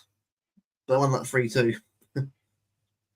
You know what? Actually, I'd hate to be in a situation where, for some reason, we haven't got a win up till the derby. Yeah, we've got to win for the derby. We've got to. Because you've got to look at this, right? I know we've been discussing Liverpool, but the bigger thing is, look at Forest this season. They're up there. They're not a bad team, mate. They're not a bad team. They won't come to the Etihad like they did a couple of years ago and get rolled over 6-0. They'll be full of confidence, especially with this win on weekend if they won. And then let's see our score. A team right now playing us shouldn't fear us at all. Not until we make them fear us. Make them fear us. But this is how it's got. This is how it's got, though. We need to get back. Sorry? So what I'm saying is, what we need to do is make these teams fear us again. Make them fear us. Make them worry about what we can do again. Because everyone's forgotten how good we can be. Right. Sorry, this has just made me laugh. You know, we think we're in dire straits, yeah? The Rags have just secured an incredible win at home, 3-2 against Bodo Glimt. I've been funny, Bevo. I have been funny. At least they want 3-0 up, and they screwed it up. Like, the point is, everyone has to just step back for a minute, even whether you're at the games, whether you're online acting a big tough man about Pep Guardiola, the team's shit. These games are going to define us over a long period. 1-0 against Forest, 1-0 against Palace. It's still W's, and in the long-term picture, we can get our stride back. We can get back to peppering teams as we go along, collecting these W's. If we win the next 5 games 1-0, it don't bother me. Yeah, wins. But then we get back into the stride of it, can't we? Just get a win. The short-term game is 1-0, 1-0. The long-term game is 5-0s. Mate, if we win Sunday, I'm like, what the fuck's going on? I'm like, it'd be typical of City, right, to not win 6 games. They go to Anfield and win 1-0. You don't win games just by spawn of luck. You've got to earn these wins. You do. Yeah. Like, even if we beat Forest 1-0 next week, or if we somehow bag the result against Liverpool. You've got to earn it. Everyone's got to play for each other. Like that 11 Bevo's got there on the lineup, on the screen. That lineup has got to play for each other. No individual mistakes, no fucking sloppy errors, no lack of communication. Everyone's got to fight for each other. Otherwise, what's the point of us going to Anfield? Same as next week. What's the point of us turning up against Forest? We're already in a shit situation as it is with the Champions League. Let's not make the Premier League any harder than it has to be. Yeah, exactly. Yeah, this is what I mean. Like this. Look, the game on Sunday for me, right? If we lose, we lose. That's not what I'm worried about. For me, I'm expecting to lose. So if we get anything other than that, it's a bonus. Mate, even if we were winning games, I still think we're going to lose Sunday. Even if we were winning, we never do well at Anfield. Hold up a minute though. I can add something to that. Since the 4P, where have we always been around Christmas? Like, remember the 2021 season? What were like 9th place? 10th. 14th. That was the 14th, 10th, yeah. Oh, I've seen it now. In fact, December 18th for summer, and then we won the league in the first title. The treble season. Do you remember that when we scraped through Fulham at home 2-1 Sloppy Island penalty? That was the pet meme, wasn't it, with the water bottle? Yeah. Hang on, let me see if I can do it. With a fruit shoot. But then, do you remember the Brentford game? Do you remember the Brentford game before the World Cup? Oh God, that game! I hate it. No, but we went into that World Cup, didn't we? Went into that World Cup, and everyone was saying league's over. Well, just to put it into perspective, right? That Brentford game before the World Cup was the last time that we lost at home before the Spurs game. Yeah. 2 years. But then the problem is, look at last season. That all them draws with the Villa loss. You don't win nothing in Christmas. We always come good around spring. Why can't people get their heads around this? I get that, but the thing is we're losing way too many points. No, but I felt like we did that last season. But look, not this many. Game. Not this many. We've lost probably nearly the same amount of games this season as what we did in the entirety of last season. True. I'm just going off the actual facts. How every season. What did we lose last season? What did we lose? 4 games, 4 or 5 games. 5, yeah. 3, 4, 3. Right. We've lost against Bournemouth. We've lost against Spurs. We've lost against Brighton. We're already at 3, and we're not even in December. True. Oh, wasn't the worst 1920? Was it 10? Wasn't it? 10 losses, wasn't it? Something like that. Yeah. We got like 82 points in the end. I was like, how have I got 82 points? How did we get 81 points? But that's because we went on this mad run and won 18 games in a row or something. That's not sustainable year on year, though. We can't expect to do that every single year. We need to start picking up points where it matters. We need to be beating the likes of Bournemouth. We need to be beating the likes of Brighton. Right. At least getting a draw against Spurs at home. But it just feels like everybody's literally, I'm being serious on this, everyone's already just written off the entirety of the season. It doesn't feel right. I mean, I've written off this season, if I'm being honest. But am I bothered by it? No. Is it the end of the world if we don't win the Premier League this season? No, absolutely not. But do I think we win the Premier League this season? No, absolutely not. No, I think this will be a year. I think for me this year, if we do win it this year, right? Fair enough. But unbelievable achievement or whatever. But I think we've done all the success. Exactly. What we need is a bit of a reset. Yeah, we need a massive reset. If we're nothing, all right. Because sporting director of the years decided to screw it all up for us. Bevo win. City Bevo. Oh, honestly, mate, I'm telling you now, yeah. In January, if it was up to Cheeky, yeah, we'd be bringing back Edin Dzeko instead of buying Gyökeres. Honestly. Oh, for fuck's sake, man! You and this Edin Dzeko love story. But he would. Hell. He would, because the thing I think secretly you want him. I mean, I wouldn't mind him, but I prefer Gyökeres, to be honest with you. Secretly, you want him deep down. You've banged on about Edin Dzeko's name more than I've banged on about pepperoni pizza. I mean, you've not spoken about pepperoni pizza once tonight. I have now, once. Oh, God. Say that time was just watching Echo. Oh, look. We just need to remain calm. Yeah, look, I'm not freaking out. I'm just frustrated with mistakes we're making. That's what. Yeah. To me, the trophies are great when you do win them, but I've always said before, you put the effort in every game. You can't win, fair enough. It's football. But the mistakes we're making are rookie mistakes. They're embarrassing. Yeah. For someone that's supposed to be one of the elite squads in world football. In Europe, no, we're not. One of the most elite squads in world football, current Premier League champions. These mistakes are an absolute disgrace.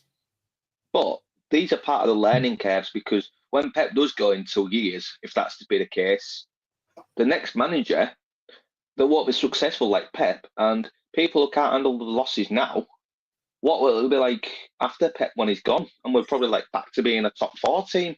Well, the thing is, even before Pep, we had success. We won FA Cups, but not as sustainable as this, obviously.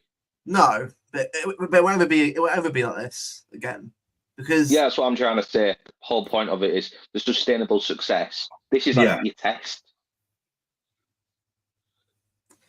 I just, for me personally, I want us to get back to performing well, to scoring goals freely, back to enjoying our football again. Look, if we win a cup this year, I'm bloody taking it. It sounds like a regression, but a trophy's a trophy. FA Cup, Champions League, whatever, one of them two, one of them three, and maybe if I with that, if I get far off from that, good season. The problem is that we can't think about trophies right now until the performances get back to a good level again, because you can't win trophies on playing terribly. And what did I say? Performance first, trophies are a bonus. Trophies will come after your performance. That's one of the things I learned back in my days at rugby. You can't get trophies without your performance. And your standards have to be set. What I can say for my team, they haven't won anything. And I knew straight away if they're going to win anything, you have to get a winning mentality. In our first tournament, we got to a final and lost. But the fact that we got to a final and played really well despite all that was enough. The year after that, played again, won. And after that, we won 4 successful tournaments in a row with 4 big trophies. Because we wanted to win, and we're together and won. What breeds success is playing well together, as a team, as a brotherhood. You're 11 players on the pitch, 18 or 25 overall in the squad. You are working your arms off together as one being together group to win trophies. To win trophies, you have to perform really well. But of course, it's all about being together in that front as well. We cannot win trophies right now because the team is at disconnect. Once they're together again, we'll start seeing performances improve and back to the level that we expect them to be. But for everyone in this chat who's watching, obviously on Twitter or YouTube right now, what we need to focus on right now as a fan base is get behind the team and get them back together again. That's the aim. Get the players back playing as a team. Because once we play back playing as a team again, and we've got back our level of standards, we'll start seeing an improvement in performances over time. That's when we'll start winning games consistently. We just need to get a win under our belts. Just get a win under our belts, and confidence will go from there to there. Yeah. But, and another thing is, all these, how to put it politely, all these people speculating, there's all these bust-ups, all these fights in the dressing room, like especially the way with Pep's head the other night. Speculation and calling the players out on that won't help a fucking thing. because some of these players, it won't be their PM managers running the Twitter accounts. Some players might actually run them Twitter accounts themselves, and they might see, a certain account called them out. Like same way with like what I said about earlier in the stream, Simpson Pusey was called out by one of our fans being called ass. People will read that, whether it's from the club, whether it's the manager, whether it's the players. Last thing they need is uncertainty and speculation from us fans. What I'll say as well, right, I watched Big Steve's review of the game, and I found out that Rico Lewis, I followed him on Instagram, and I thought, why would you follow someone what you know is going to review City games and be honest with what he thinks? He's not targeting you overall as a player, obviously as a person. He won't do. That's the thing with Steve. He won't target you for that. He gives you an honest opinion of things. I'm sorry, Rico, but you got to look at it like this. We as fans, we watch you week in, week out, and it wasn't for you. It wasn't for us. You're playing for this team, and obviously, getting supported as much. Criticism should be something that you should expect, and actually think, what, it is what it is. Like, as long as criticism's being given in the right way, which I know Big Steve does. Yeah, so it's got to be fair criticism. So I don't understand why he's unfollowing him. That for me, Rico. I'm not judging him. It's like, but you don't. That's not. If someone's abusing you, fine.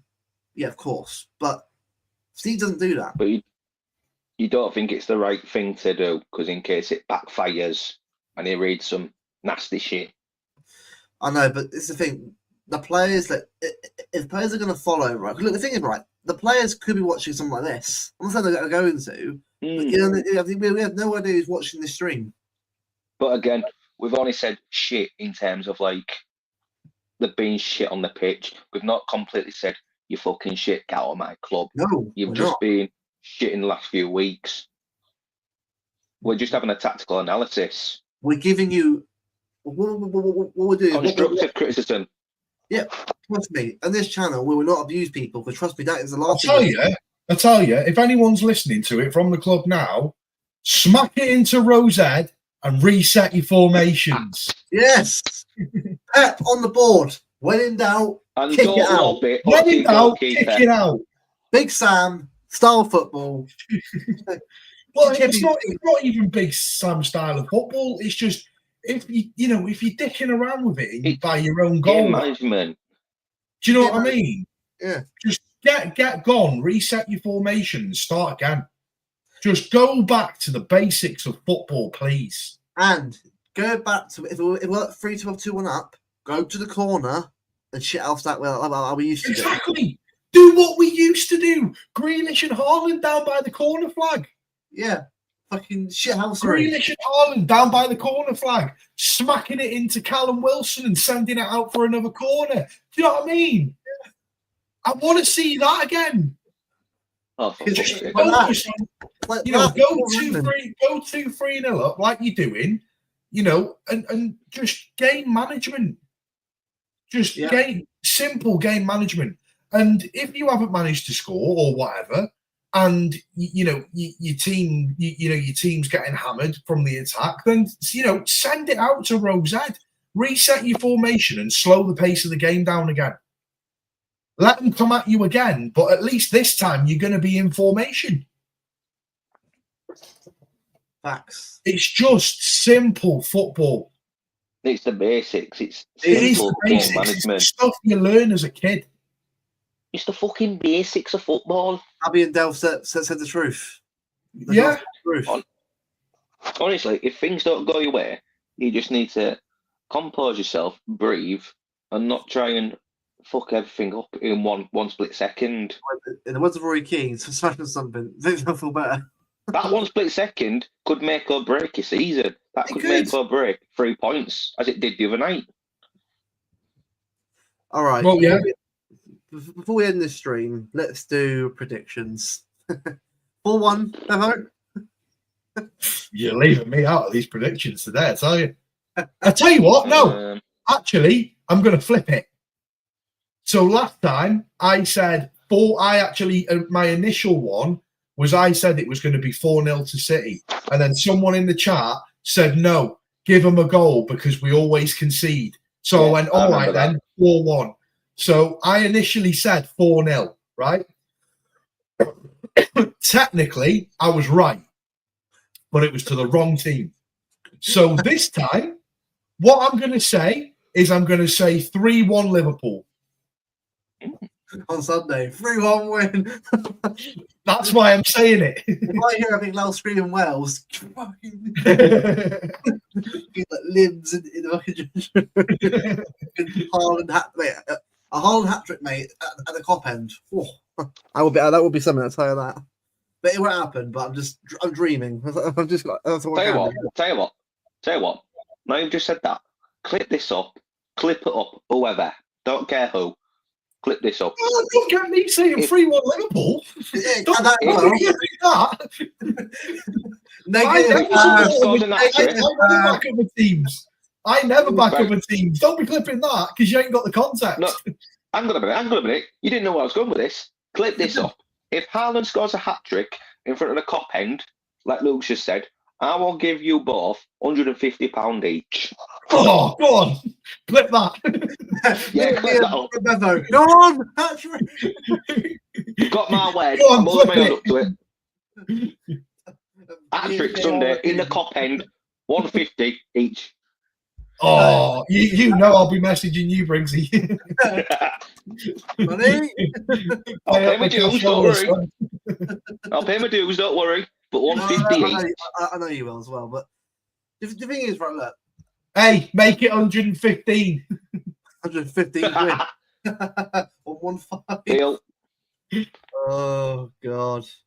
Look, for me personally, right, I'm going to draw.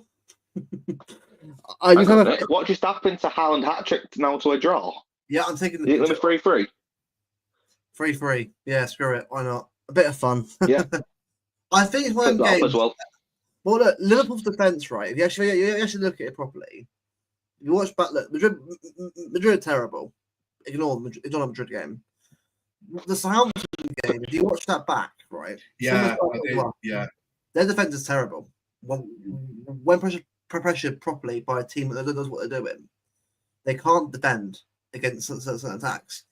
If we work on that ability to create chances and put the ball back in the net, we can. It sounds very basic, but if we can do what Southampton did a little bit, obviously better at the back than more going forward, we have a chance. The problem is, right, we're creating chances. Look at that Spurs game. Look how many chances I was just about to say that. Spurs game. We're just not taking them. I remember being sat in that South stand. The first 10-15 minutes were actually decent. We was on top of them. And Madison scored. We could have had 2 goals. Yeah, and there was 2-0 in a matter of minutes. Oh God, here we go. Like Bevo said, the problem is the attack's fine, but the problem is defensive shape, defensive structure. If Diaz starts, I'm feeling a little more confident. A little bit. I'm not saying the other side of it as well, right? Is if you're looking at the attacking side of it, yeah, we're creating chances, but if Haaland's not on it, where do the goals come from? Which is why we need the wingers to start scoring goals. And also Foden. Please turn up, Phil. Please. We need you. We need Haaland to turn up. We need Foden to turn up. We need Kev to turn up. And Pep, if Pep, whatever reason, sees this, stop stop playing Kevin De Bruyne from the bench. Start him. If he's fit enough to be on the bench, play him. I don't want to bring him off for a substitute. That's fine. I don't mind doing that. But bring him on for the first 60. It's difficult, isn't it? Because his mind must have a million things on his head, and he's like, does he know what the squad is about at the minute? We need Kevin De Bruyne to be starting on Sunday. We should all know the best squad. We should all know the best squad, but at the minute, does Pep know what the best squad is? I think he knows what the best squad is on paper because it's the only, we're very limited for the players that we've got. But like you said, these De Bruyne problems where he doesn't play, he comes off the bench. Yeah. Does he know what he's doing? That's what I'm saying. The thing is, this game on Sunday, it's a title contending game. Yeah. We lose that game, we go 11 points behind. It's league done. It's league done. I'm going to flip it on you. The AFCON's coming up in January. Salah. Yeah, think about what that could do. Remember, no Mahrez now. There's no African players left, as far as I'm aware. The thing is, even if you take Salah out of that team, they've still got enough to win games. But knock off the goals, though. That's the thing.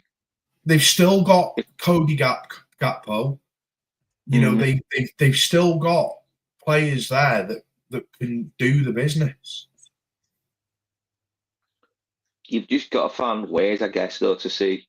Like, if you got 11 points behind on Sunday, I just don't think you can't write the title off, because I know it's only mid-season. There's a long way to go. And with this AFCON coming up, could that shake a few things up in Liverpool? 11 points, though. 11 points is a lot to come back do from. Do you remember 2012? That United 4-4 draw? I do, but these are anomalies. These are things that, like, they don't normally happen. You know, that 2012 season was special. Like, that doesn't happen every season. When you've got a team that's 11 points ahead, it's very difficult to come back from that, even if it is December.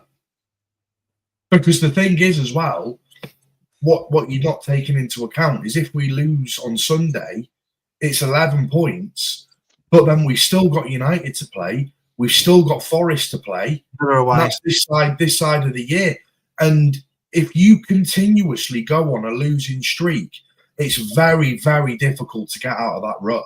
Is that a hole? You dig in it, the more you lose, the hole is getting dug deeper and deeper. That's what I mean. You're struggling more to get out of it. So if we get a draw on Sunday, and we get against Forest and beat Palace, I'm happy with that. I'm happy with that. The 8 points gets maintained, so it's not too bad. Yeah. Liverpool drop points. Comes down to what? They've 7. still come to our gaff. Yeah, it comes down to 6. And suddenly, so for me per Sunday, do not lose. Yeah, just don't lose. If you lose the game, then we're asking for a lot at that point. It's not over, but we're asking obviously a win would be ideal. But right now, if I was Pep, though, do not do what Arteta did with Arsenal that year, where they made them train so you never walk alone for 45 minutes. But ear rape version. Listen, I'll tell you what it is, yeah. Asking for a win is like asking for Santa Claus to come down your chimney on Christmas Eve. It ain't gonna happen. Hey, don't be saying that, Brigzy. kids, if you're watching Santa, he will come down your chimney on Christmas Eve. He'll come and haunt them cookies.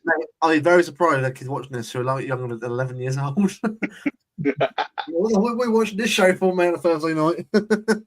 I can't say too much, but he knows when you're awake and he knows when you're asleep. A bit creepy. Right, let's move on. It sounds like Brigzy, that. Fuck you. Fuck you. Fuck you. You're even nicking their fruit shoots. Not with a fruit shoot, lad. Got another couple to go. Thank you very much. Look, get a draw Sunday, and let's start getting some results together. Well, right now, result what matters. Much as I'd like to be involved in winning them again, obviously, like last year, we got to think about the here and now. The here and now is getting. You've got to think at one game at a time. Yeah, exactly. Like you can't even think about the Champions League. No, I can't. Like, Champions League's like 3 games away. The Champions League is done. I'm telling you. Oh, have you seen the teams in the playoff places? Both Madrid. Lisbon teams, Bayern Munich, both Madrids. No, Milan. Joe get Real. Listen, we've got some tasty trips to come to in the playoff places if we end up there. So look, book your flight. Yeah, Madrid. I'll be there. The thing is, with the amount of fixtures that we've got coming up, we don't want to be having 2 more games. No, we don't. So we need to win eBay. And Martin said as well, and I think LB said it on their show, as shit as it sounds, you've got the Club World Cup, which you can't ignore because FIFA will just hammer you with like fans and all that shit, maybe transfer bans. You've got to take your best squad out there. So next season, we've only got a 2 or 3 week pre-season, break for the pre-season. But in saying that, I think we're going to have a heavy summer anyway. Oh, but then you've got to think, heavy summer. No. Hang on a minute. Heavy summer's fine, but what if they're all at the Club World Cup participating? Yeah, but what I'm saying is the signings won't be. Some might do though.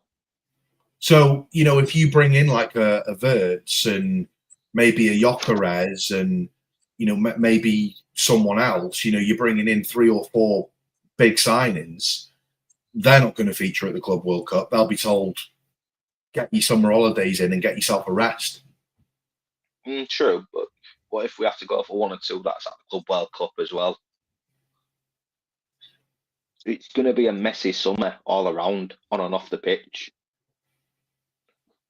Yeah. But we'll deal with that when we get to it, I think. Absolutely. But it's just, if we've got to go through a Champions League playoff, and then imagine if we went on a mad Champions League run, same with the FA Cup and then Club World Cup. Games, thick and fast. Yeah. The problem is, though, now, if you look at the upcoming fixtures, I can't see where the next win comes from. Because Forest at home won't be easy. But at home now, that is not fortunate anymore, is it? It is fortunate anymore.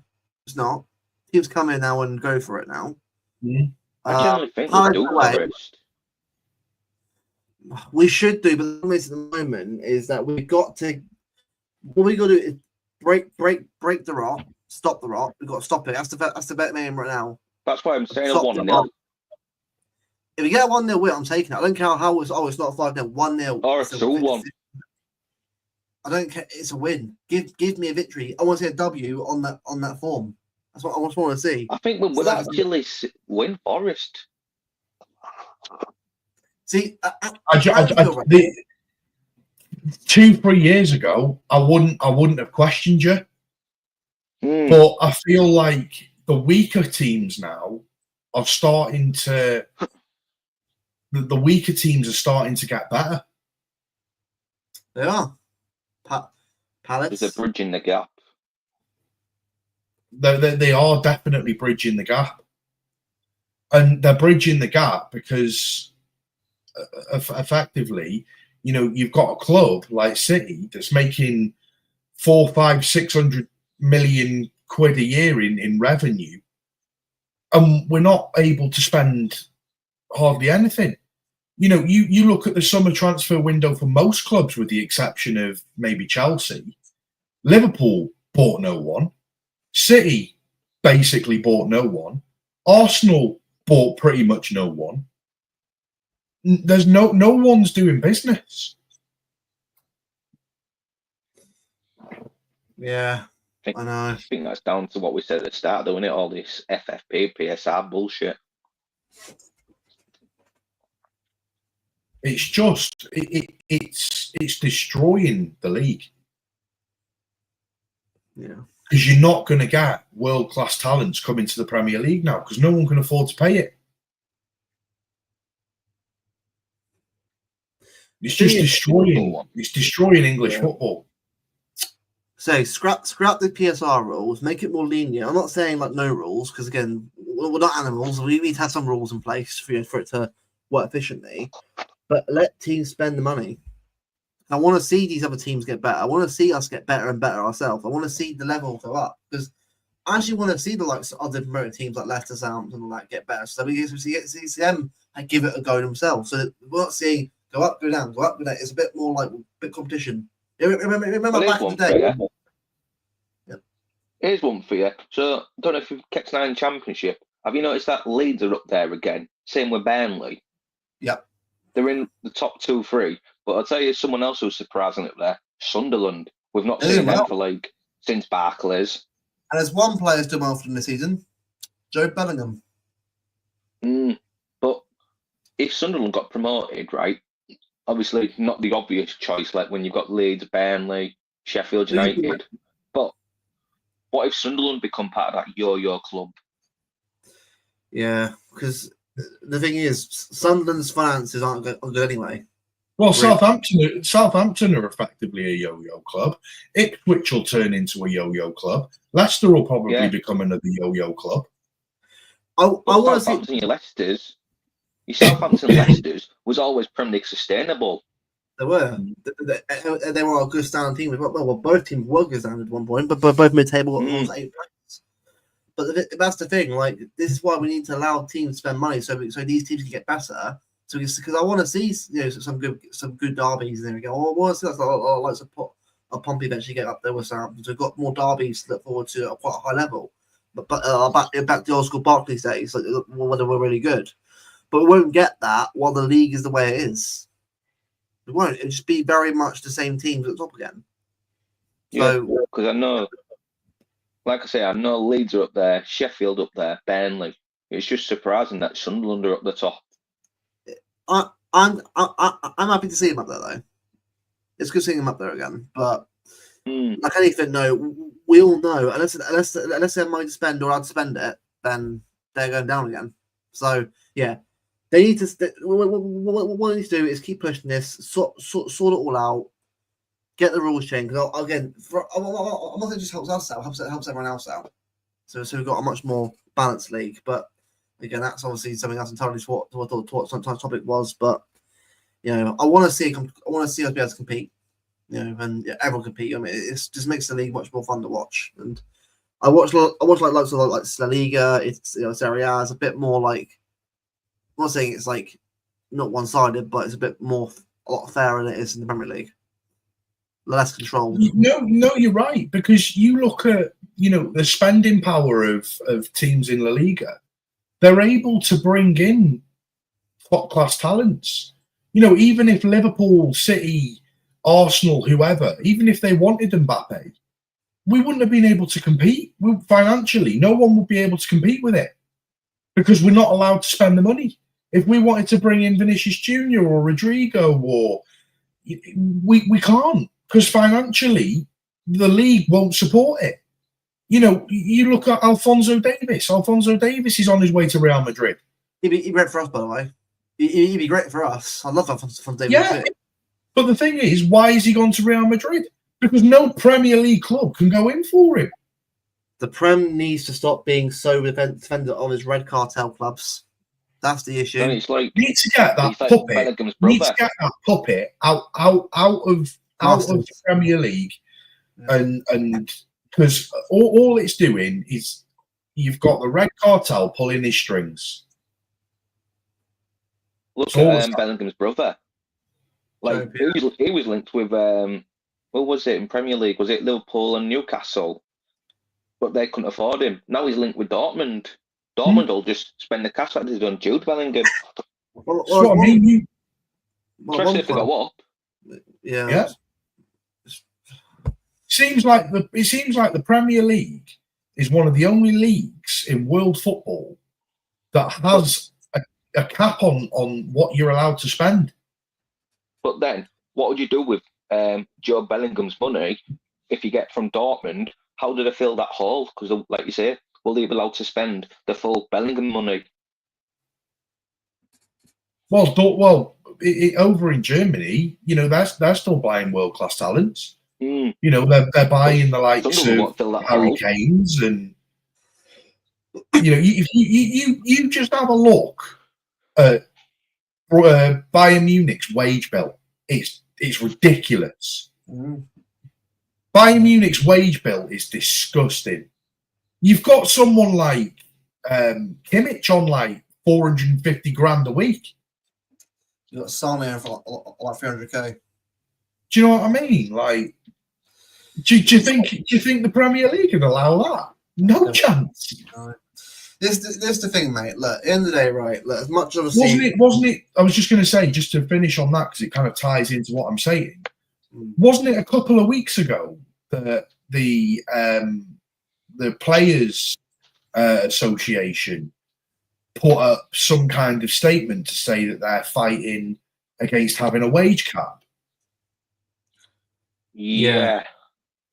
I think I remember that, like a salary cap. Oh. Do you know what I mean? They're trying to put caps on everything. More caps than JD Sports, I'm telling you. No, it's just it makes the league so just dull, isn't it? So dull and predictable and boring. Like this is why, right? I much prefer the old school. Like, don't worry, I love seeing us win all the stuff, right? But I love the old school Barclays era when we actually had teams like Brighton, Bournemouth, Southampton, like all over the years that come up the league. Remember Portsmouth's team? Like you but the thing is, if you play in red and you're broke, they'll give you 200 million. Don't worry about it. Don't get United's secret COVID loan. That's what I mean. Arsenal's kind of deals, you know. Stakeholder finances. Yeah, I know it all. Yeah.